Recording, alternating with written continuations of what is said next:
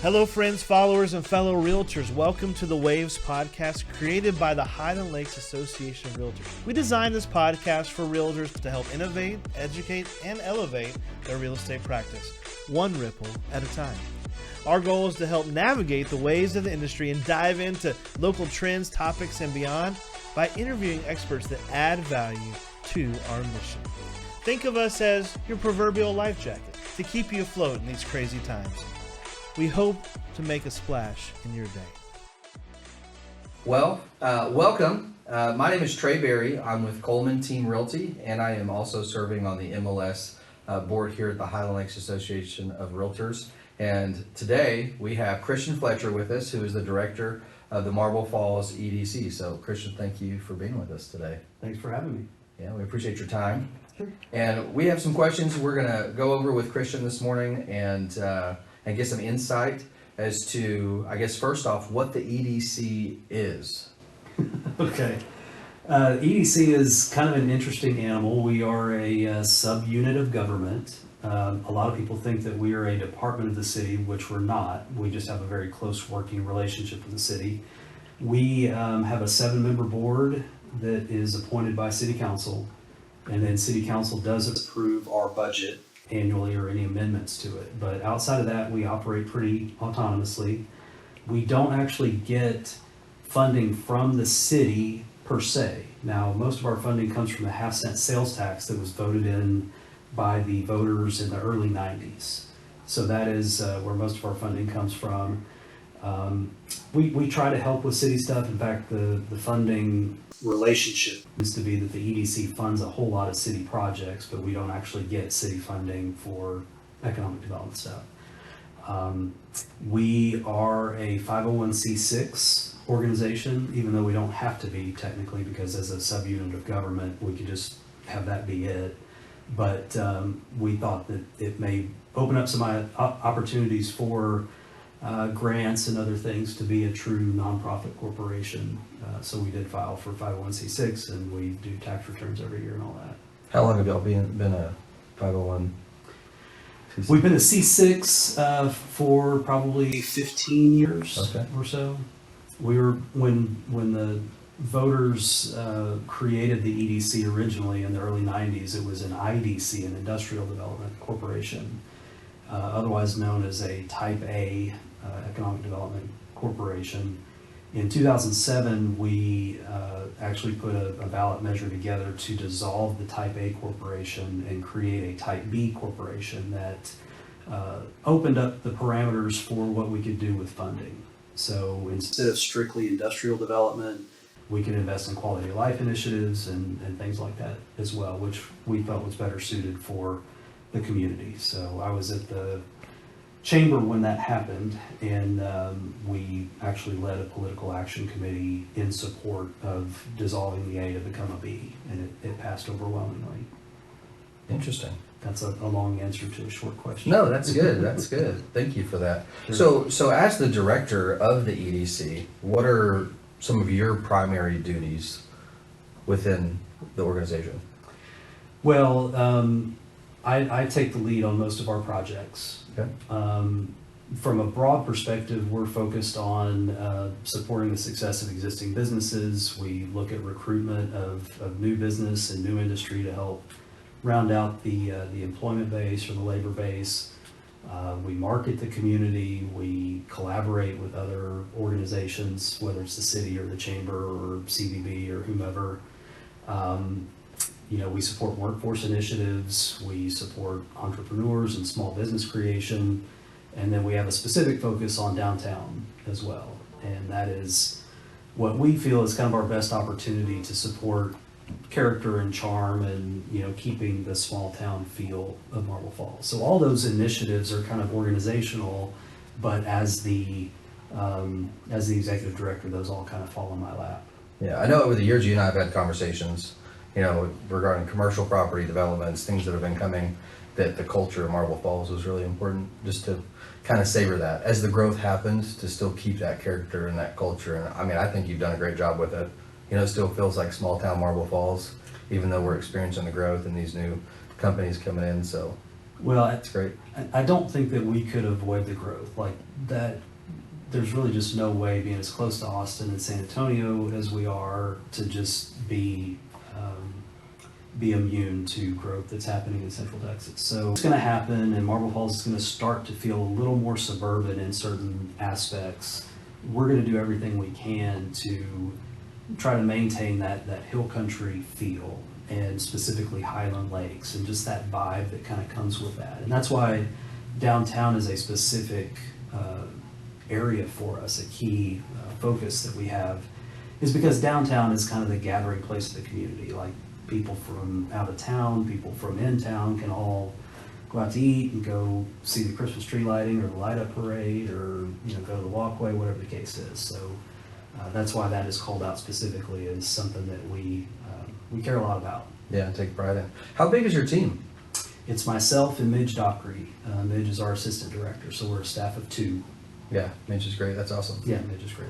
So, can you give the listeners and the watchers an overview of our current economic climate as you see it in the area? Yeah, so things are still going very well. I think things have moderated some since we had just the explosion post-pandemic. So we have to be careful what we're comparing ourselves to. Like, if you're looking at, for example, the building materials industry, it would be really, really hard to maintain that pace that we were at in 2021 and 2022, when everybody had stimulus money and everybody was building patios and remodeling their homes and all that kind of stuff. So we grew. We actually just got the December sales tax allocation yesterday, so we have a full 12-month period to look at. We were up 2.3% over the previous year, which was the best year that we'd ever had. So we're still progressing, but it's just not going to be at the 25 to 35% year over year gains that we saw coming out of the pandemic. Employment base is growing, income levels are increasing. Obviously, that's helpful when real estate values are appreciating at the level that they are as well. We're seeing kind of some interesting trends with work and remote work and hybrid work. And I think that may be a pretty key trend for us to watch going forward, is that obviously post-pandemic, everybody who had flexibility in their work schedules moved wherever they wanted to move to. And a lot of those people moved to Marble Falls or Burnet County in general. And it will be interesting to see with offices downtown calling people back to the office, how much of that translates out here. If people choose to go to work for a different firm so that they can maintain that flexibility, or if they have to move back closer to Austin, because we're not really a bedroom community to Austin. Like, it's just Bee Cave has grown too much, and Lakeway's grown too much, and Dripping Springs has grown too much, that you would not want to do that drive 5 days a week if you had to be there at 8 a.m. and Sure. fighting the sun going in and fighting the sun coming home. I mean, you would drive yourself crazy. So I think we're just very well situated as a community that is independent and kind of its own economic hub, but with a growing contingent of hybrid workers who just choose to live in the community because they like what the community has to offer, who may have to go into Austin 1 day a week or a few times a month, but not every single day. Sure. So with the trend that you're talking about with remote workers and the popularity of that since the pandemic, and just the making, I guess, normal of that lifestyle for employers and of course employees, and almost maybe even an expectation there.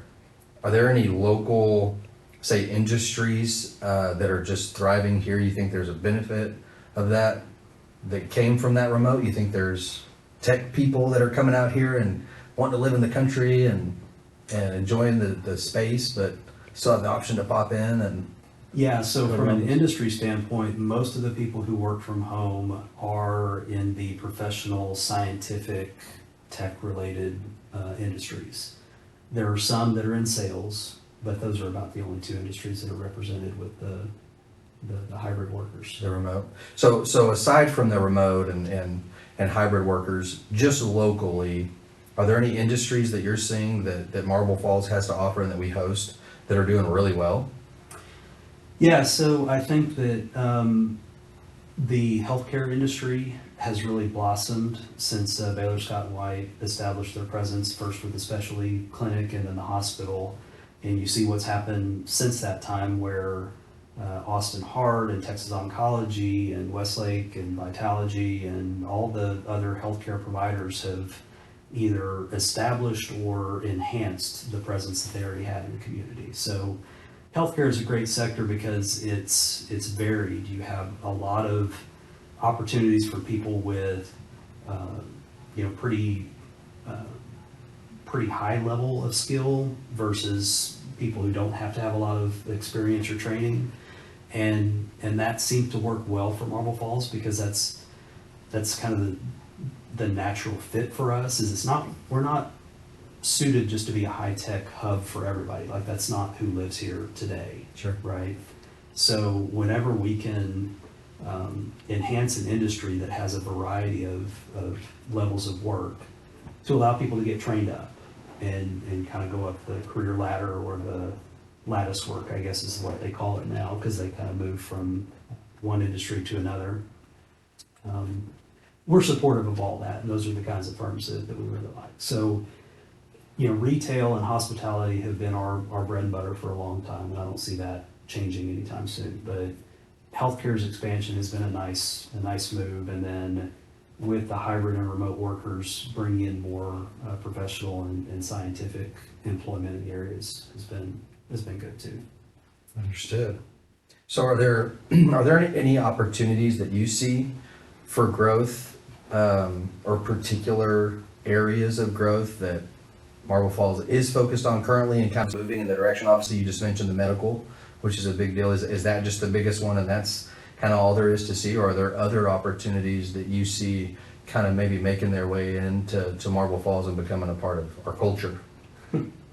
Well, I think that we probably are more focused on fit of the size of the employer and how they see their relationship with Marble Falls than we focus on a particular industry. Okay. So there are a lot of places that have such a strong location quotient within a particular industry that's all they recruit, because that's what they do. And I would say that communities east of Austin that are between Samsung and Tesla and that kind of stuff, like, you're going to have a very focused set of recruiting goals for the types of businesses that you want to see come in there. Marble Falls is really not really beholden to any particular industry. I mean, it could be anything. Like, it could be a small manufacturer, it could be an assembly kind of outfit. We probably are not going to get too excited if it's heavy on the distribution side, just with truck traffic and things like Sure. that. We already have some challenges there, so we're not going to push that. Just as we're probably not going to push any more quarrying or mining or things like that. I mean, it's going to come in, but that's not what we're trying to recruit more of. Sure. We have enough. I would say any kind of heavy industry we're just allergic to in general. Like, we just don't, if a tire factory wanted to come in, we probably wouldn't be real supportive of that kind of stuff. So Sure. it's always about the fit, and you can tell a lot just with those first phone calls that come in of what people are asking about. Like, if they're asking about the people and, how tight-knit is the community and how do people get along with the school district and things like that, that's a good conversation that we can see going in a positive direction. If the first question out of their mouth is, what kind of incentives do you have to offer my company, then we can kind of tell this is probably not going to be a very good conversation, because if that's the first thing on their minds when they're talking to us, what prevents them from having those same if they come here, they have those same conversations 5 years down the road of like what community is going to give them more and Sure. entice them to move somewhere else. So I know that's very soft as opposed to really targeted, very specific industrial recruitment, but that's kind of the way we approach things. Sure. Well, thank you. So with that, what are some of the biggest challenges you think our area, because I know you work for Marble Falls, and for people that don't know what the EDC is, and this is their first time really hearing about it and understanding it on a deep level, oftentimes you do get that first call, right? You are that first call from the big boxes and from these players, so to speak, that want to come into a community. You're the first person they talk to get information about who we are as a community and what we offer. I think that's important for listeners to know, because sometimes, for some of us that have dealt with the EDC, we forget that, that's such a big role to be that first point of contact for an employer wanting to come out, or a developer sometimes too. Right. So. Yeah, we can get that call from a variety of places. And I actually spoke to the Chamber's leadership group day before yesterday, I guess. And I have a slide that shows basically all the origin points of those conversations. And it could be a site selector, it could be an engineer, it could be a real estate broker, it could be, the owner of a company, or, number two or whatever.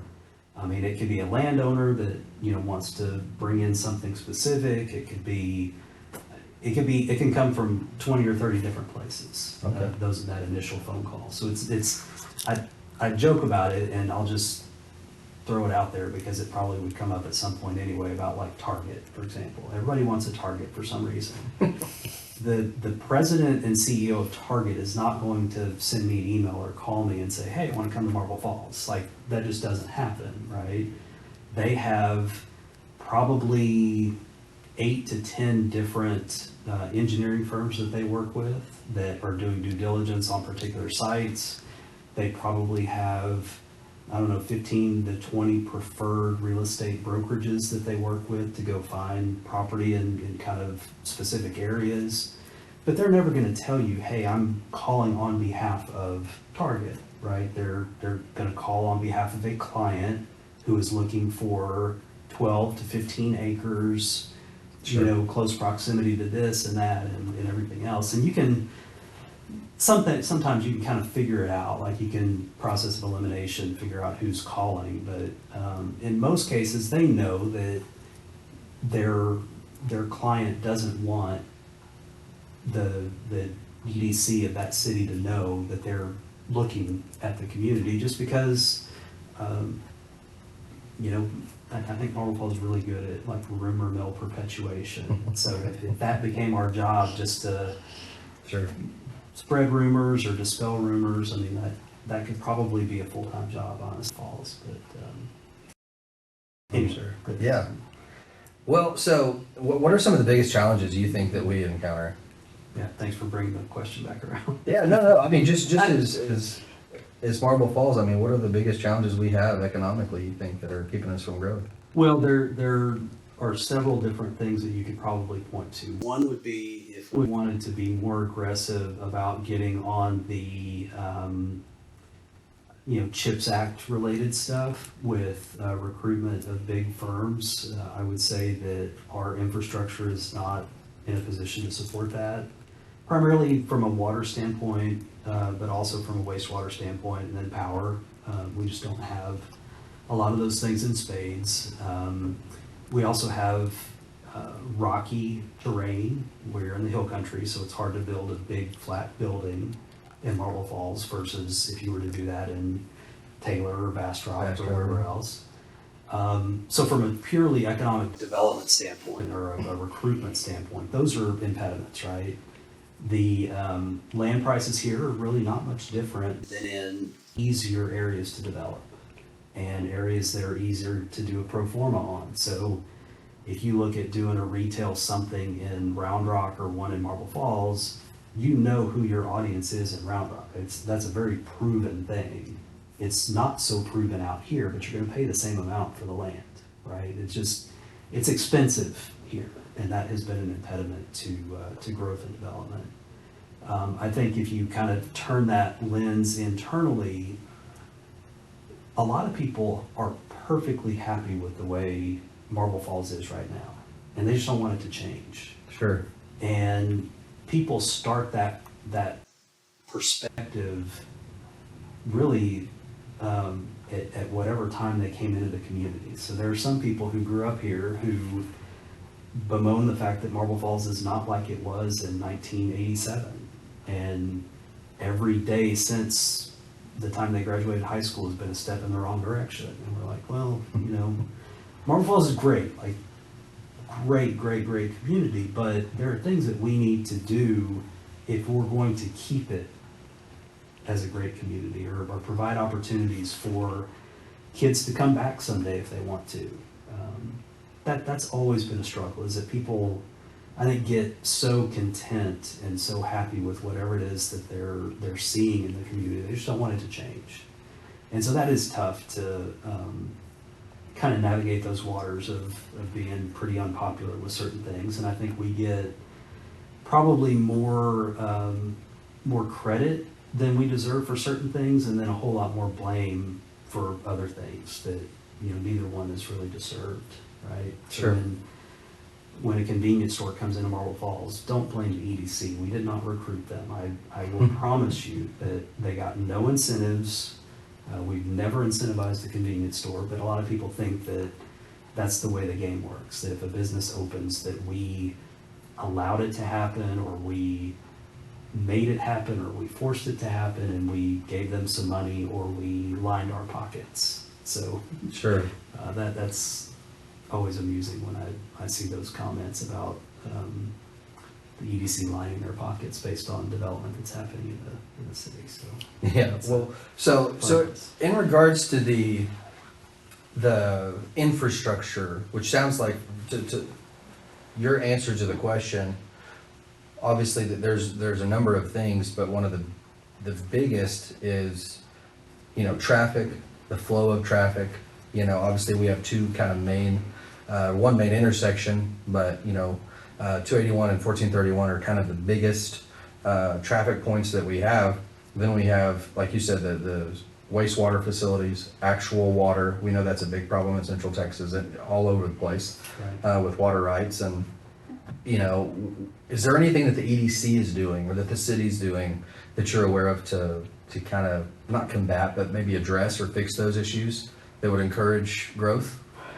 So I would start with the water and water treatment and those kinds of things, because they're more controllable by us, right? So, for example, with the new wastewater treatment plant that has been in design for a couple of years, that should start construction next year, TCEQ basically put Marble Falls on notice that we had reached a limit or a threshold, that we were at 75% of capacity of the plant. And whenever you hit 75%, you have to start design on a new facility.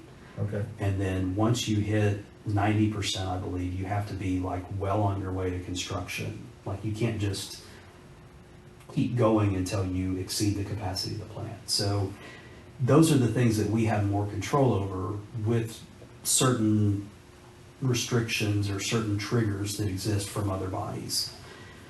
So that's a little easier. Now, it doesn't mean it's cheap or quick or easy or anything like that. I mean, the new plant, which is going to be a recycled water facility, is probably going to be an $80 to $100 million facility. So again, that's not quick or easy. On the transportation side, we see a lot of congestion on 281, especially, a little lesser extent 1431. We don't control those roadways. The city doesn't. Those are TxDOT owned facilities. So it's TxDOT who decides whenever there's a new traffic signal, or when somebody can get a curb cut or not.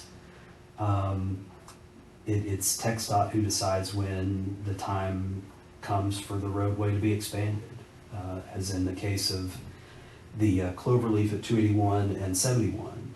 TxDOT just decided that the Cloverleaf was an outdated, inefficient design, and that needed to be changed. So there are certain things that the city could do to maybe initiate a look at something, and that's just communication of signal timing or, too many accidents in a particular area, that the city will say, look, this is a problem, speed limit, or, something needs to change with the access. I do know that in January, the city is going to present a resolution to TxDOT to start investigating a reliever route. So a reliever route on the eastern side has been on TxDOT's master transportation plan for a very, very long time, but it's always been low priority, high cost. And it just hasn't gotten much attention for those two reasons. And we are in the Austin district with TxDOT, and so 90% plus of their funding goes onto MOPAC and I-35. Sure. And then the other 10%, communities like Cedar Park and Round Rock and Georgetown and Pflugerville are fighting for those dollars. So if you look at Little and Marble Falls, like, we're getting table scraps if we're lucky, right? It's just hard to get attention for the funding coming out of TxDOT within the Austin district.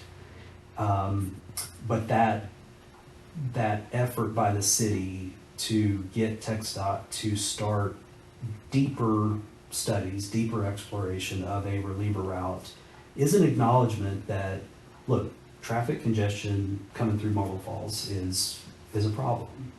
And there's nothing that the city of Marble Falls could do to fix it, just to be completely blunt about that. The eastern reliever route that TxDOT has had on their plan was a $200 million roadway 25 years ago, not counting the right-of-way acquisition. So today, that's probably a multi-billion-dollar roadway. The city of Marble Falls can't do that. Sure. Just period, full stop. So it would require a lot of other funding sources if that were to come to fruition. Just practically speaking, I try to close every opportunity that I have with like a little public service announcement, kind of like Bob Barker used to do on The Price is Right. Don't try to make a left-hand turn at an unsignalized intersection between 7 a.m. and 7 p.m. You're going to make yourself mad. You're going to make everybody around you mad. You run the risk of hurting somebody. Like, just don't even try it, right? It's not safe. You're just not going to have a good time if you're trying to turn left across 281 at lunch hour or whatever. So use back roads, obviously being sensitive to the neighborhoods that you're driving through.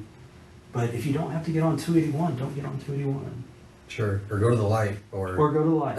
Or go to the light. That's right. all those workarounds all of us locals have figured out over the years. Yeah, so it does require adaptation. Sure. That's what happens in a growing community, is that you probably need to think about adjusting behaviors every so often. Yeah, makes sense. Well, so to kind of shift a little bit. Sorry, Ed. No, this is great. Really I'm loving this. it. I'm sure everybody's going to love this. This is great insight that as realtors we need, right? Especially dealing with clients and newcomers to the area, and even the locals. We're a resource for them, so they don't always pick up the phone and call you or Midge. They call their realtor. Hey, we heard this is coming and this is happening. What do you know about it? And so I love that we're able to add value to the listeners. But what are there any projects currently, maybe new, maybe upcoming that you're working on that you can talk about? I know there's probably a fine line there with what you can discuss and what's been made public knowledge. Is there anything you can share with us that maybe an everyday realtor or listener wouldn't know about, but you have liberty to talk about?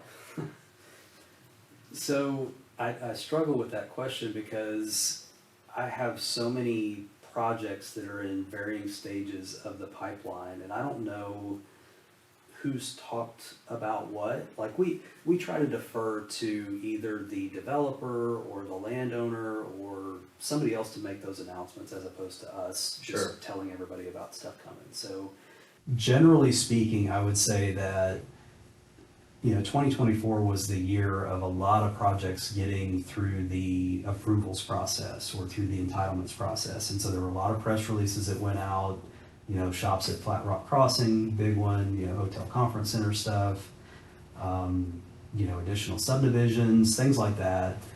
2025 will be the year that a lot of those things get executed upon, or construction gets well underway on those things. So I would say you'll see more of that type of development. You'll see more subdivision development. You'll see maybe not quite as much multifamily. I mean, we just went through a pretty massive influx of multifamily, and I think it'll be interesting to see how the market responds to that. And then with, changes to 281 and 71, there'll be some changes to some of the multifamily down there anyway. That's going to have some cause and effect kind of circumstances. But I would say that the subdivisions that you've probably been hearing about for years are probably, if they haven't started the entitlement process, I would say they're probably getting pretty close. Ground will be broken on a lot of things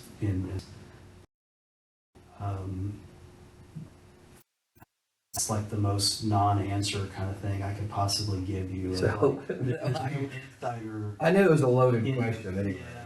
But I had to, you gotta ask. So what about, so you mentioned subdivisions and multifamily. What about commercial? What about, retail, or are those tied into some of those projects that are coming? Is there? In some cases, yes. So the shops at Flat Rock Crossing is 350,000 square feet. So that is going to satisfy a lot of pent-up demand. Most of those retailers have been trying to get into Marble Falls for years, but there just wasn't a place for them to go.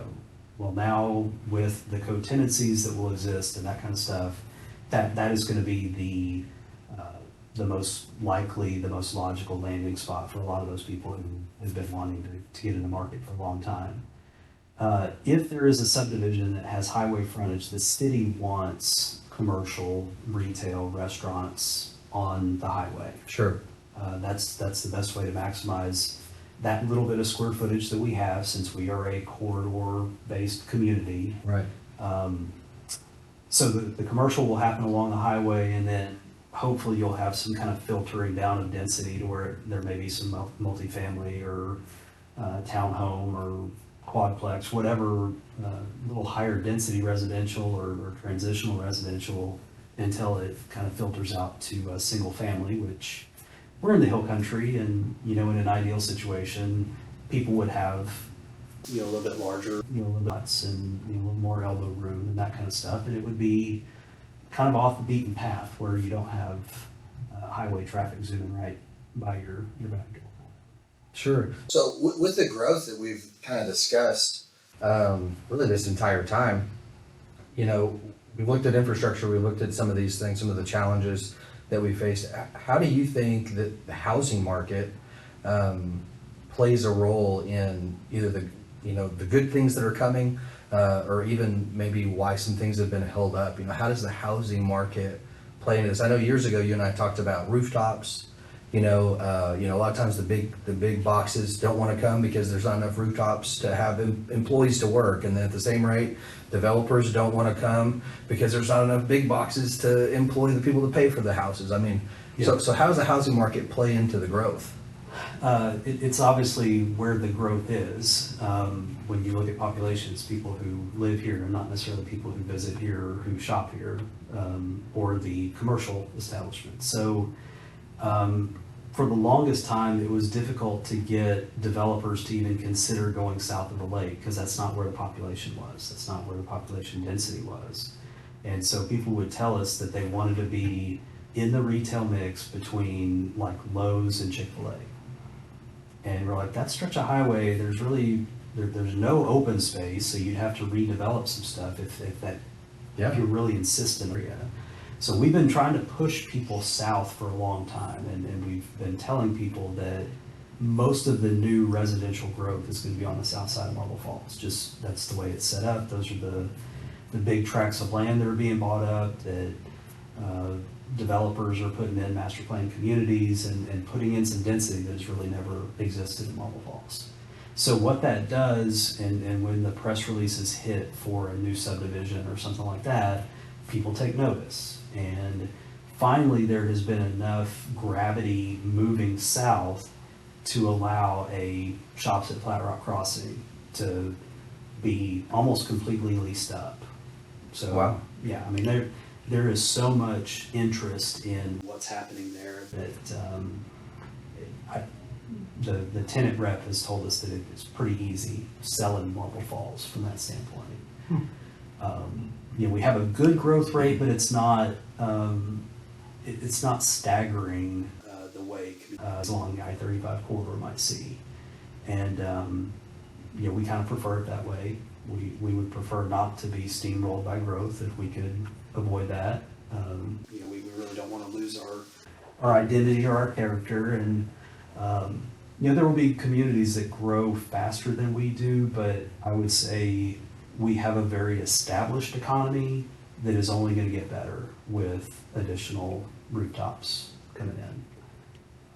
Some of the industry that may be looking at Marble Falls will also have an easier time if they know that there's a better variety of housing types and pricing and that kind of stuff that would give them a better opportunity to hire closer than having to pull people from a really wide region. Because our labor pool historically has been very large geographically, just because we don't have enough homes or apartments in Marble Falls to house all the people who work here.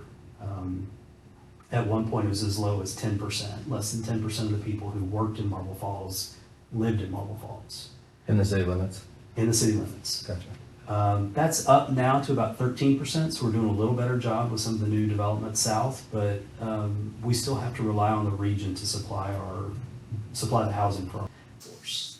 And for the hospital, for example, they can't hire people who live so far away that they couldn't get to the hospital quickly if they needed to. So the hospital is going to be very keenly interested in subdivision growth, residential growth, as close to the hospital as possible. So they're driving a lot of the messaging, I would say, about that growth and development, because they need it to happen. They need it for a variety of reasons, but part of it is just having a workforce that's closer to the office. Sure. So what role does the EDC specifically play in the housing growth? That's a good question. So typically we're involved on the front end when a potential developer or home builder is wanting to get information about the market. Like we have all kinds of data and we can get more data if we need it. So that's how we're involved, is just to kind of talk about the community generally and give people what kind of information they need about the community. If a development is situated in a way that they do have some commercial frontage, where there could be some commercial development, we could absolutely help with that, both from a data standpoint as well as potential incentives, if it came to that. If it's strictly residential, though, we as the EDC are statutorily prohibited from being involved financially in residential development. That's just not our charge. The legislature did not establish EDCs to get involved in residential development. There is a little tiny carve out for affordable housing, but it is according to federal definitions. So it's not just that feels affordable to me, so we could do that. You have to go several into the Fair Housing Act and income thresholds, and honestly, it would kind of be the business of like the Texas Housing Foundation, like that level of attention to what people make and what they can afford to pay in rent or for a mortgage, and there's no need for us to get involved in that space. Do you defer to organizations like that when? Of course. Yeah. Of course. So, after a subdivision comes in, our involvement from that point on would be to do what we could to make them feel like they're a part of the community and give them access to the same information, the same programs, the same just kind of insight that here for a long time would have. So I would love to speak to homeowners associations or neighborhood groups or whatever, just to create a connection. And the community has changed so much, especially in recent years, that honestly we'd be kind of anxious to get to know those people as well. And why'd you move here? And what, not like a why'd you move here? Like, But what brings you here? What brought you here? Yeah. What was attractive about Marble Falls that Right. made you want to retire here or settle down here? Right. So, are the decisions that we're making with marketing and how we market the community, are those working? Is that resonating? Is that playing into this at all, or was it just accidental? And I think that one of the cool things about this area in particular, we're geographically kind of in a perfect spot in the state. We're in the middle of the state. We can draw from Houston and DFW and West Texas, and certainly Austin and San Diego. But people have such an affinity for this area for one reason or another. Maybe they grew up coming to summer camp at Champions or at Camp Longhorn or something, and so they have this kind of sense of nostalgia, or their families had a cabin or a lake house here that they grew up coming to, or the state parks that are around here. So we have just a very positive impression that we have on so many people from around the state, that if they can live wherever they want to, and they get to that point where they're financially able to make that kind of move, this is kind of near the top of a lot of people's lists to settle in the Hill Country. And so we benefit from that, clearly. Yeah, clearly. We do too as realtors. So, well, I want to be considerate of your time, of course, and so I've got a few more questions here for you, and then we'll probably get fairly wrapped up. But you're talking about, the development side, and the EDC doesn't really get too involved with that. Y'all are more on the commercial side of things for the most part. But what are some of the resources and tools that the EDC offers? I mean, I know you and I have had conversations over the years, and I don't want to speak into them because they may have changed. But, if there's a business that's coming into the community, and you and the team, you look at the culture and you say, this would be, we do feel like this fits the culture and character of our community.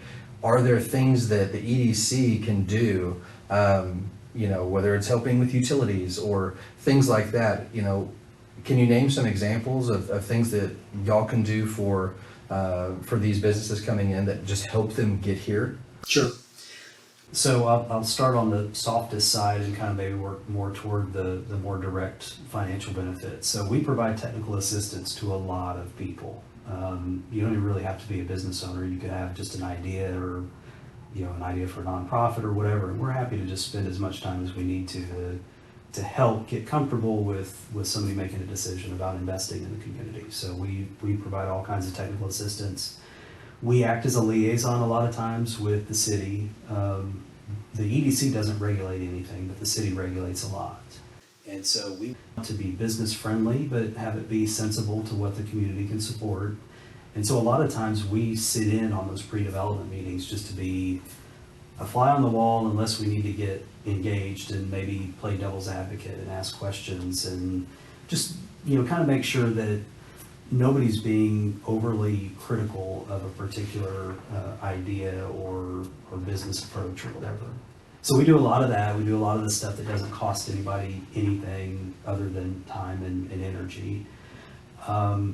Progressing forward, if there's a business that's going into an existing building, we do have like a business improvement grant program to help with the cost of permanent improvements, remodels, renovations, the parking lot. It could be paint, it could be whatever.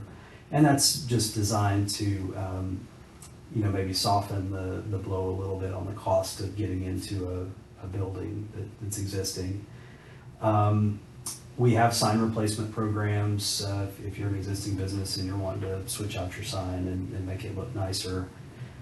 We have done grants based on performance agreements for utility or infrastructure extensions.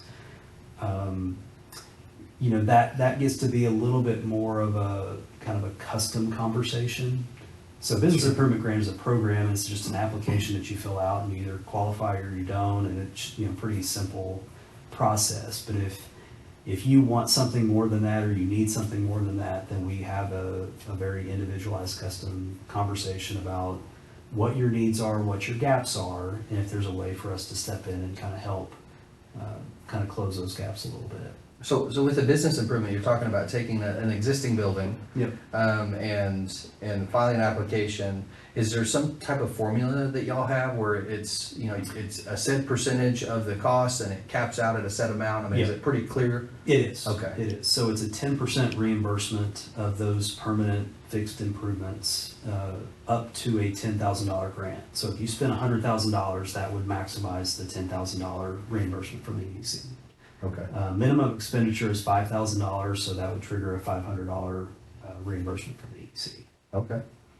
Very interesting. I know, as realtors, we talk to business owners all the time out here, have relationships with them, and just having that information to add value to our clients, I know, is pretty helpful. And that just, the only criteria there is it has to be commercial property. It could be neighborhood commercial, it could be on 281, it just can't be residential property. And if it's a nonprofit, we also have other programs like a community leverage program that we can help with nonprofit initiatives. If you're involved in those things, that we will probably use community leverage program as opposed to business improvement. Like you do with a museum or other things like that. Okay. So how can local professionals from your perspective, and residents too, just be more involved with supporting the development out here economically? I mean, are there any specifics that you have? Well, I would just say it all starts with communication. And so if you hear something that you're kind of scratching your head about, like, is that really happening? Or is that a good idea? Or is that really what they're doing?